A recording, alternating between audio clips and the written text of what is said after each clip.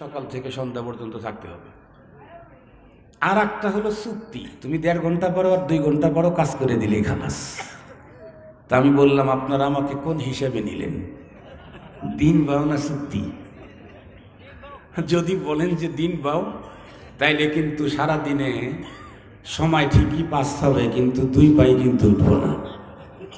আর যদি বলেন চুক্তি, তাইলে ইনশাল্লাহ কাজ খারাপ করব না, যত দ্রুত পারি আমি কাজ কমপ্লিট করব। মাঝখান থেকে এক লোক দাঁড়ায় বলে কি, হুজুর 2টাই নিলাম।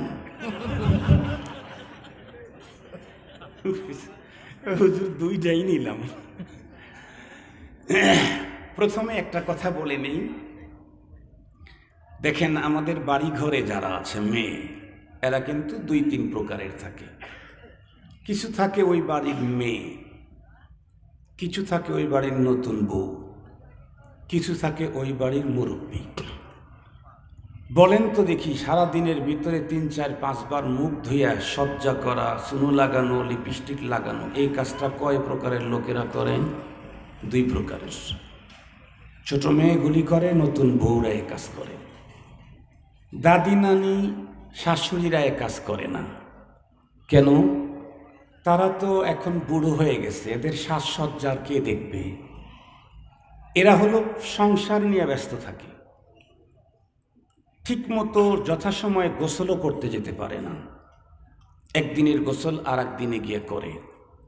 ওয়াজের মাহফিলেও যারা নতুন আসছে, তারা নতুন বইয়ের মতো সুর দিবে, কণ্ঠ দিবে, এটা করবে এটা করবে। কেন? কারণ এটাকে চয়েস করাতে হবে। আমরা যারা বুড়ো হয়ে গেছে, আমাদের তো আর চয়েসের কিছু নাই।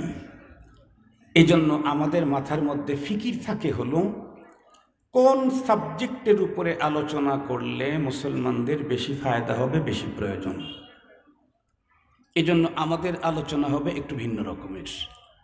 আশা করি ইনশাআল্লাহ আলোচনা যেটাই হোক, কোরআন হাদিস থেকে বললে তো আর আপনাদের আপিল থাকার কথা না। আলহামদুলিল্লাহ। আজকে আমি দিলে দিলে ভাবতেছিলাম, আল্লাহ কোন সাবজেক্টের উপরে কথা বলবো। একটা সাবজেক্ট আমার মাথার মধ্যে আল্লাহ তাআলা ঢেলে দিয়েছেন, সেটি হলো সন্তানের হক। এটা অত্যন্ত গুরুত্বপূর্ণ একটা সাবজেক্ট।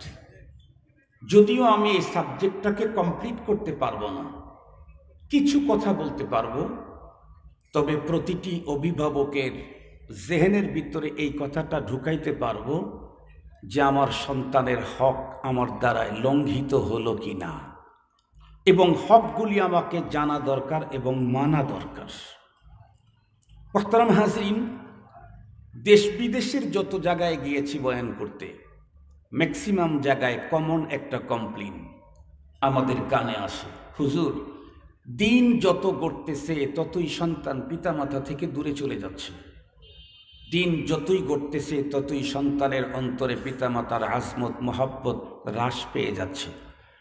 কোনো কোনো জায়গায় আরও এক্সেস হচ্ছে, সন্তান কর্তৃক পিতামাতাকে তাদের বাসা থেকে বের করে দেওয়া হচ্ছে, নির্যাতন করা হচ্ছে। এই কমপ্লেইনটা কিন্তু সব জায়গার কমন কথা, সত্য। কিন্তু মনে রাখতে হবে একটা কথা, সন্তানের জিম্মায় যেমন পিতামাতার হক আর অধিকার আছে, পিতামাতার জিম্মাতেও সন্তানের হক আর অধিকার আছে। যে পিতামাতা সন্তানের হক আদায় করে নাই, সেই সন্তান পিতামাতার হক আদায় করবে না, এটা তো নর্মাল বিষয়। আমাদের দেশে ম্যাক্সিমাম ওয়াজ হয় হলো পিতামাতার হক, পিতামাতার হক, পিতামাতার হক। পিতামাতার হক আদায় না করলে এই শাস্তি, ওই শাস্তি, ওই শাস্তি। নিঃসন্দেহে কথাগুলা সহি, তবে তার আগে জানতে হবে পিতামাতার হকের আগে সন্তানের হক। পিতামাতার হকের আগে সন্তানের হক। যে সন্তান পিতামাতার হক আদায় করে না, তাকে যেমন পরপারে শাস্তি নিতে হবে, যে পিতামাতা সন্তানের হক আদায় করে না, তাকেও পরপারে শাস্তি নিতে হবে। এটাও কোরআনে আছে। আমি কোরআন এবং হাদিস থেকেই বলবো ইনশাআল্লাহ, বাইরের কথা বলার অভ্যাস খুব কম, শুধুই বুঝাবার জন্য আমি সহযোগী কথা বলবো।